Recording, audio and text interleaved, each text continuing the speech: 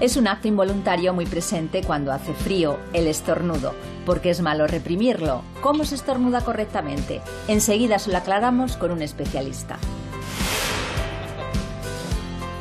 Su foto ha provocado un debate en las redes. ¿Es saludable que un niño tome garbanzos para desayunar?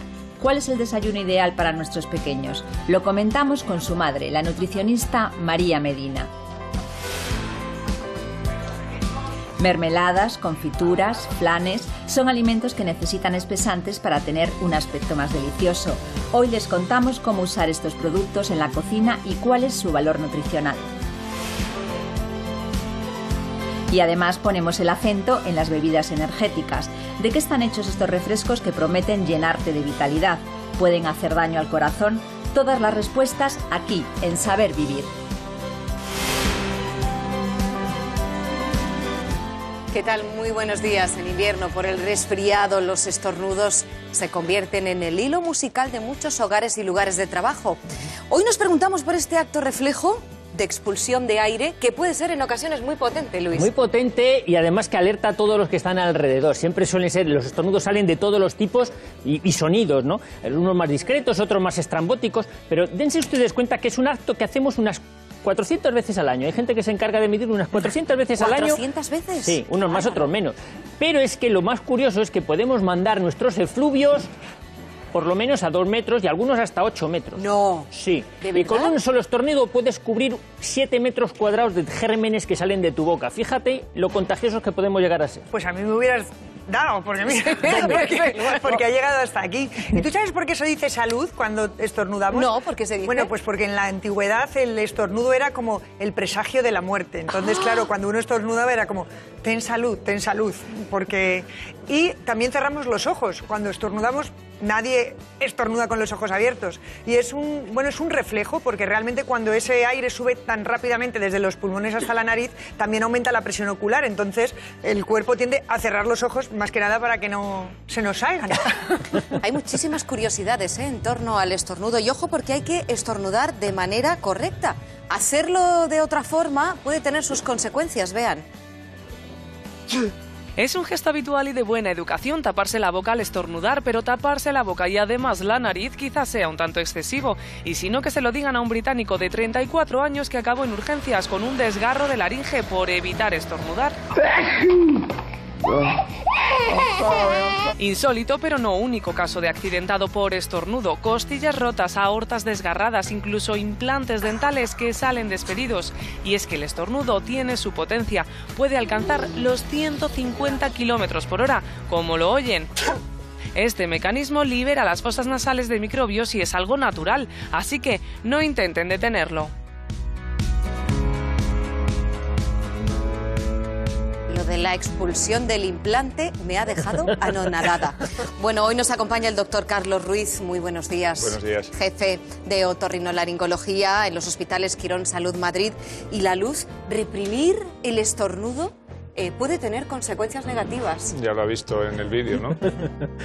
Nosotros además estamos muy acostumbrados porque nuestra especialidad está muy relacionada o íntimamente relacionada con las tuberías del aire, ¿no?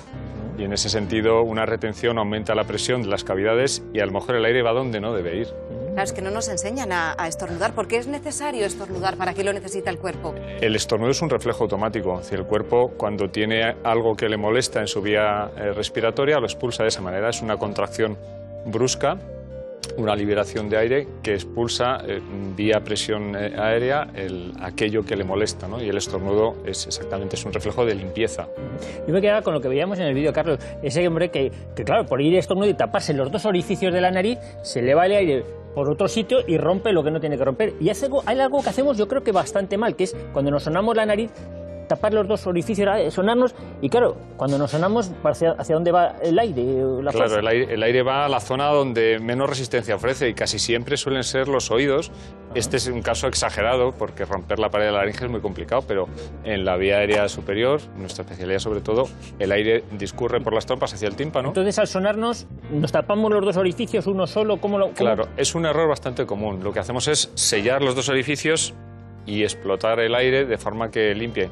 ¿Qué pasa? Que a veces el aire va a zonas más débiles, como son las trompas, y se nos llenan los oídos de aire o de gérmenes si estamos constipados. Así que hay que liberar uno, entonces. Claro, los oídos, sellar una de las fosas, ¿sí? Soplar fuerte, Ajá. expulsar el moco, sellar el otro y volver a limpiar. Sería lo correcto, ¿no? Eso es para no dañarnos nosotros, pero si estamos estornudando, hemos dicho, decía Luis, que los gérmenes pueden llegar muy lejos, por tanto, desde luego lo que no podemos hacer es estornudar sin ponernos nada delante de la boca, pero el problema es que si nos ponemos nuestras manos, al final quedan los gérmenes aquí y van al vaso, van al móvil o a donde sea.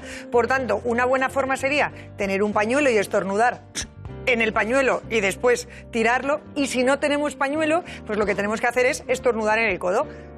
De tal forma que se van a quedar aquí, pero esto no lo vamos a ir diseminando por los diferentes objetos que vamos a tocar.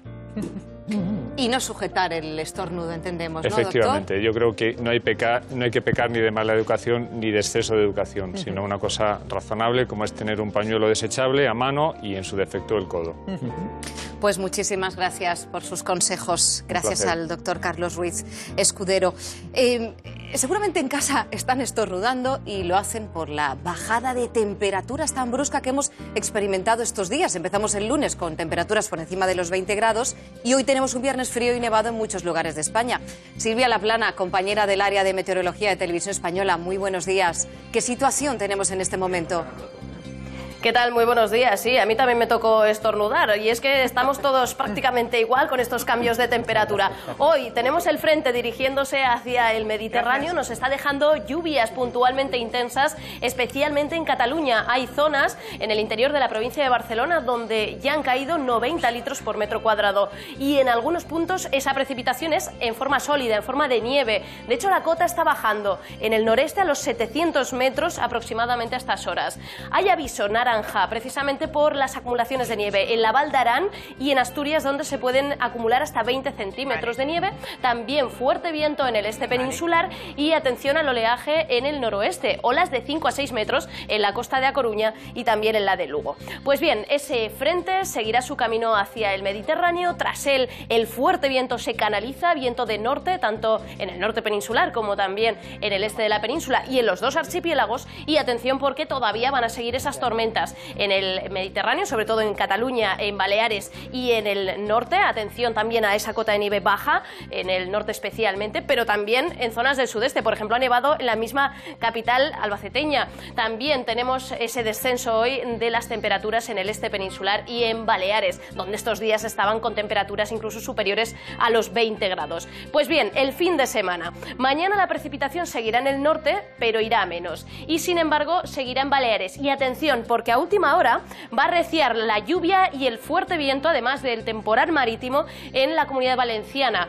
La cota irá bajando bastante, a los 800 metros en algunos puntos. De hecho, el domingo, este día, la precipitación seguirá en el sudeste, con la cota bajando a los 800 y atención a esas lluvias fuertes en la Comunidad Valenciana, porque en el resto lucirá el sol y subirán las temperaturas. Muchísimas gracias, Silvia Laplana. Como siempre, estaremos muy pendientes de vuestras informaciones durante todo el fin de semana. Muchas gracias. ¿Sabrían diferenciar los espesantes de los gelificantes? ¿Conocen sus usos? ¿Son saludables? Hoy en Saber Vivir, espesantes y gelificantes en nuestras cocinas. Para hacer frente a este frío es aconsejable empezar el día con un buen desayuno. ¿Pero qué es un buen desayuno? Y lo hemos dicho unas cuantas veces en este programa. Bueno, hay gente que prefiere meter calorías o hidratos de carbono, porque, bueno, son azúcares que te ayudan a poner el cuerpo en marcha. Y Ana siempre nos dice, hay que meter también proteína. ¿Por qué? Porque si no estaría descompensado. Pero desde luego, qué atractivos son los bollitos, mojarlos en la leche y todas esas cosas, con los panes, es que... Claro, pero si queremos que nuestros higos desayunen de manera saludable, quien primero lo tenemos que hacer somos nosotros, ¿no? Y desde pequeñitos hay que acostumbrarlos a desayunar y a comer en general de manera saludable. Lo que no es muy habitual es encontrar casos como el que vamos a ver a continuación. Es Kim, un pequeño que tiene casi 2 años y acostumbra a tomar legumbres para desayunar. Su historia ha provocado todo un debate en las redes sociales. Garbanzos y no galletas, un desayuno de lo más inusual, el del hijo de la nutricionista María Merino, a base de legumbres cocinadas. Así lo ha compartido ella misma en sus redes sociales, con casi 4.000 me gusta en pocos días, pero que sin embargo ha generado controversia. ¿Alimentación sin harinas, azúcares y refinados desde la infancia? Hoy repasamos con ella qué es lo más conveniente para que los pequeños estén bien nutridos.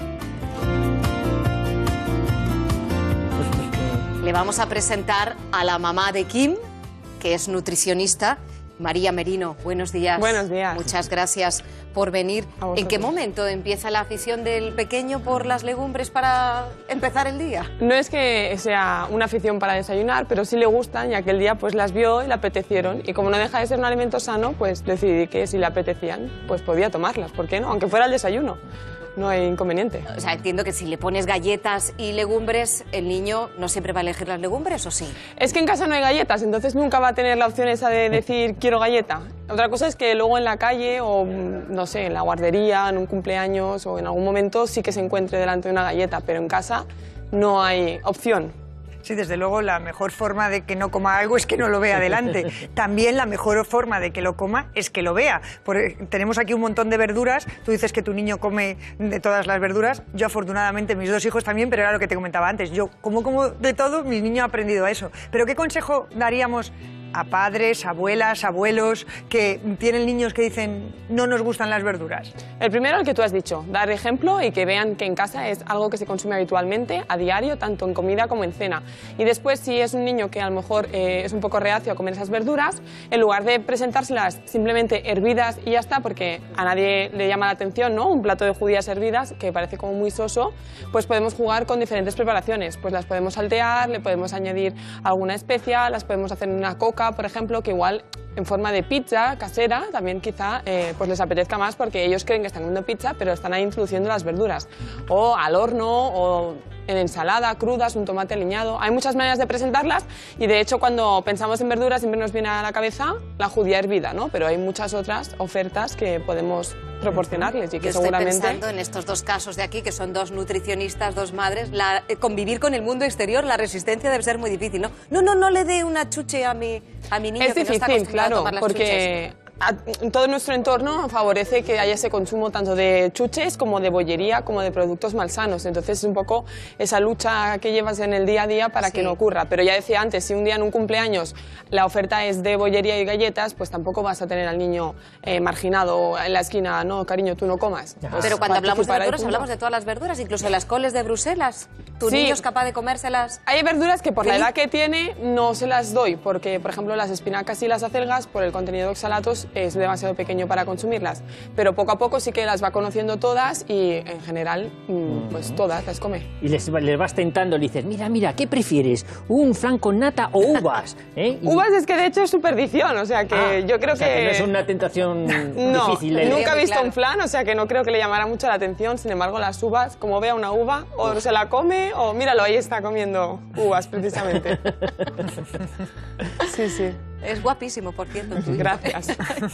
Y oye, ¿hay algún truco así entonces? Porque el niño lo tiene fácil, come uvas, pero los que no comen fruta, ¿qué consejo darías a los padres? Pues para que hagan lo mismo que antes, ¿no? Dar el ejemplo comiendo frutas a diario y si no, pues lo mismo, la preparación. A lo mejor podemos jugar con la forma, le podemos cortar la fruta en forma de cuadraditos, de triángulos, de estrellitas, de diferentes formas, hacer macedonias, ofrecer diferentes frutas. Tenemos una amplia variedad de frutas, no siempre hay que ofrecer un plátano o una manzana.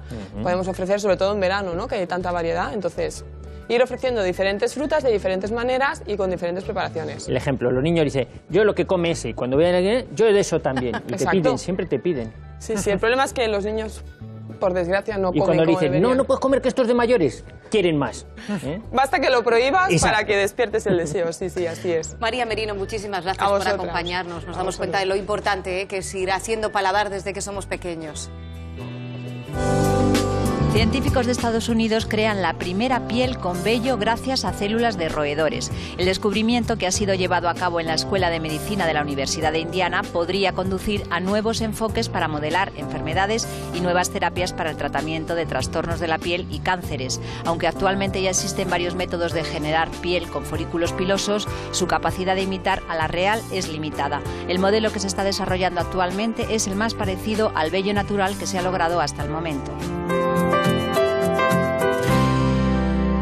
Hoy tenemos que llamar la atención sobre algo de cara al fin de semana, y es que cada vez más vemos que los jóvenes, cuando se reúnen a beber, no solamente es por el alcohol, sino que también vemos bebidas de este tipo que parecen iguales las tres, tienen un color parecido, y sin embargo son bebidas que se venden como energéticas. Y la verdad es que nos ha llamado la atención porque su uso está aumentando muchísimo, y cuando uno lee la composición, ojo, hay cosas muy serias. Pueden alterar la función cardíaca, pueden estar contraindicadas, las están bebiendo gente menor de edad, y esto es una llamada de atención a padres, educadores y sobre todo a los que dispensan estas bebidas.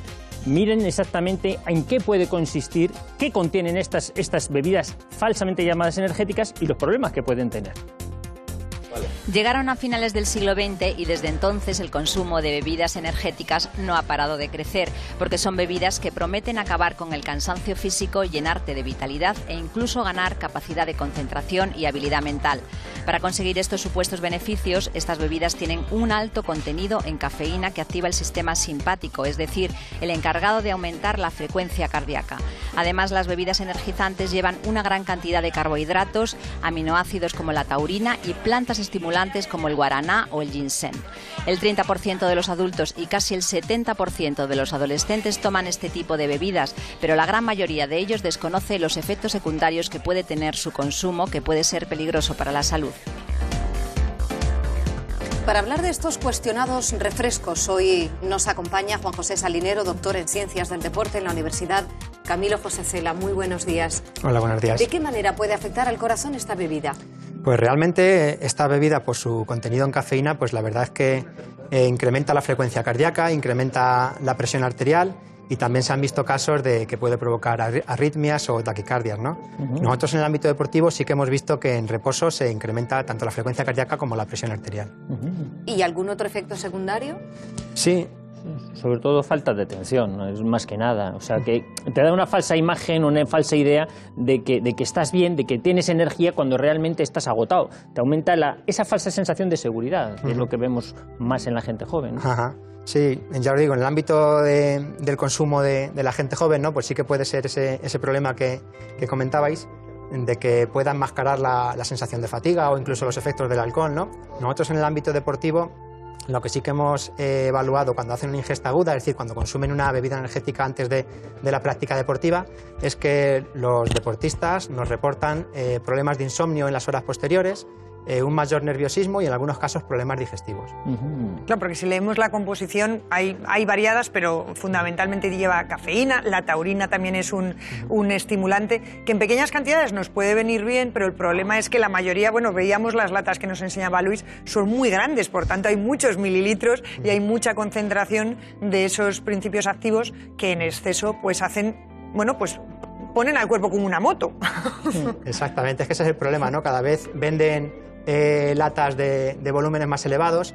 En el ámbito deportivo siempre lo que hacemos es ajustar la dosis de cafeína al peso corporal del deportista. De esta forma conseguimos el efecto positivo que nos puede aportar la cafeína para el rendimiento y minimizamos en la medida de lo posible, porque siempre van a estar presentes, como acabamos de decir, esos efectos secundarios, ¿no? O sea, Juanjo, estamos hablando de fármacos, ¿eh? Y si estamos hablando de fármacos, tenemos que hablar de dosis, porque un fármaco es bueno a sus dosis justas y con su indicación. Si se toma fuera de indicación o hay dosis excesivas, vienen los efectos secundarios. Y en esos botes, en esas bebidas, no tenemos control de la dosis que se toma. Entonces yo creo que eso habría que poner incluso un límite de edad, ¿te parece a ti? Pues no sé, para beber este tipo de bebidas, ¿no? Sí, yo probablemente solamente la recomendaría con un fin de la mejora del rendimiento deportivo en adultos y que tengan una orientación de rendimiento. O sea, un corredor popular como pueda ser yo, por ejemplo, no me plantearía utilizar bebidas energéticas para mejorar mi rendimiento, ya que los efectos secundarios pueden ser más importantes que los beneficios que pueda conseguir de bajar unos segundos mi marca, ¿no? O sea, usado en el deporte para aumentar el rendimiento en su justa medida, pero hay quien utiliza esas bebidas para tener más energía vital, y yo creo que la energía vital tiene que salir de uno mismo, es decir, del descanso. O sea, supongo que los deportistas descansarán. Y otra forma de tener energía, por ejemplo, con la alimentación, es verdad que no hay alimentos que los tomas y te levantan la energía, pero, por ejemplo, si tomáramos proteína, la proteína es más energizante que, por ejemplo, los hidratos de carbono. Si tomamos hidratos, pues vamos, lo podemos comprobar. Tomamos hidratos y como solo tomemos hidratos, al poco tenemos un sueño. En cambio, con la proteína como que nos activa y estamos más despiertos. Pero la paz interior es importante para tener buena energía, ¿eh? Sin ninguna duda. Y ya sabemos algo más de estas polémicas bebidas. Muchísimas gracias, Juan José Salinero, por habernos ayudado. A vosotros. Mirar demasiada televisión aumenta el riesgo de generar coágulos sanguíneos y, en consecuencia, el desarrollo de trombos.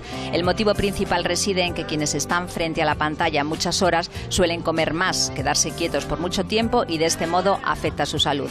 Según concluye un informe realizado por expertos para prevenir posibles enfermedades cardíacas, es importante que los profesionales de la salud se tomen un tiempo con los pacientes y les pregunten sobre su estado físico y su vida sedentaria. Pues sepan ustedes que le hemos preparado una selección de alimentos muy apetecibles y que tienen todos algo en común. Buenos días, saludamos a Jorge Bretón, es profesor, chef del Basque Culinary Center. Lo que tienen en común es que se ha utilizado una sustancia que está ahora muy en boga en las cocinas. Sí, sobre todo llevan espesantes o gelificantes de algún tipo, naturales o modificados, pero todos llevarán espesantes. Y tenemos... Ana, por ejemplo, pues destacamos el primero de ellos. Muchos tipos, pero vamos a empezar por uno de los que más frecuentemente se toman, que es ese que tenemos aquí, que es la pectina. La pectina aquí lo vemos en forma de polvo, pero por ejemplo es un polisacárido que se obtiene fundamentalmente de las pieles de las frutas, que está de manera natural en ellas. Y por ejemplo en medicina la pectina se utiliza, por ejemplo, para tratar diarreas, porque en presencia de agua absorbe y forma un gel. Por eso es bueno para cocinar, pero desde el punto de vista medicinal también nos sirve para tratar esos trastornos intestinales. Y a la hora de comerlo, sí. Si se moja... Además es el producto mediante el cual la gente hace membrillo, ¿no? Porque el membrillo tiene pectina y entonces simplemente cuando lo cueces o algunas de las mermeladas... En mermeladas dicho, lo he visto yo en la composición, es verdad. Porque las frutas llevan pectina de forma natural.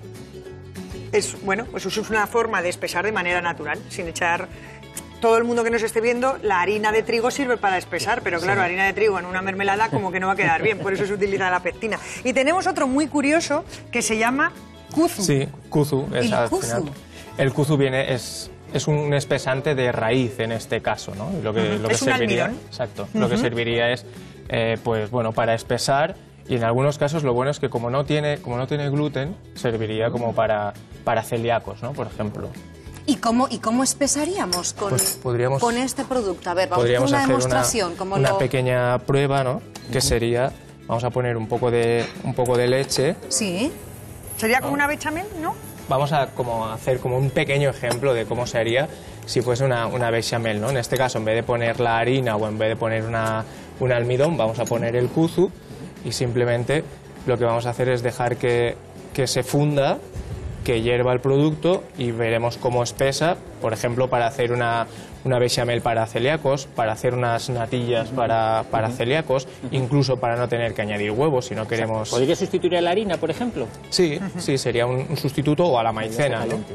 Sí, en el momento en el que empiece a tener calor, vemos cómo empieza sí, huele muy rico. Eso no sale a cámara el olor, pero huele muy bien, sí. Y tarda muy poco. Sí, es muy rápido. lo poquito que tarda. Ya está. Sí. Como tenemos, como ya la textura, pues en este caso sería pues como una bechamel, ¿no? Y no hace falta que hierva, ¿verdad? No, en este caso no necesitaríamos... Con que esté caliente ya funde. Exacto. Fíjate. Qué gracioso. A ver, ¿cómo ha quedado?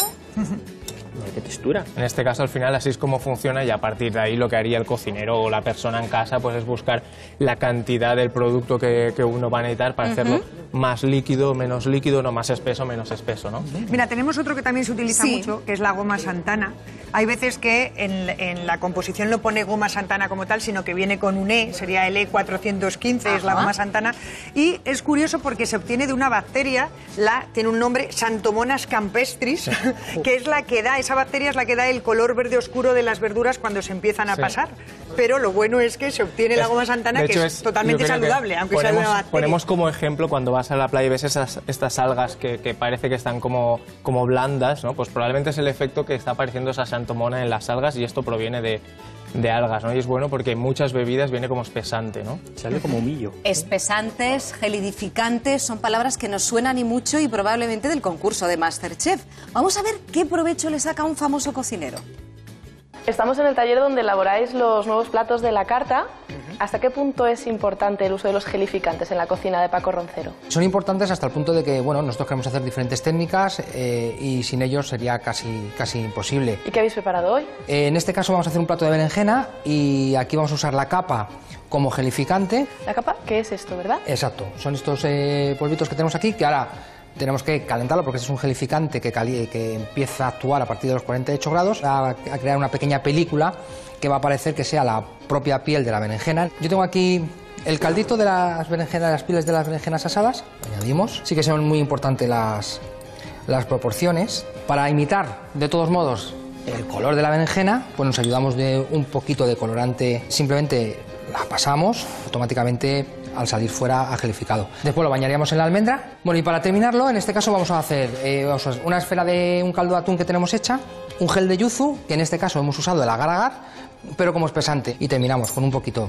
de praliné y una salsa teriyaki.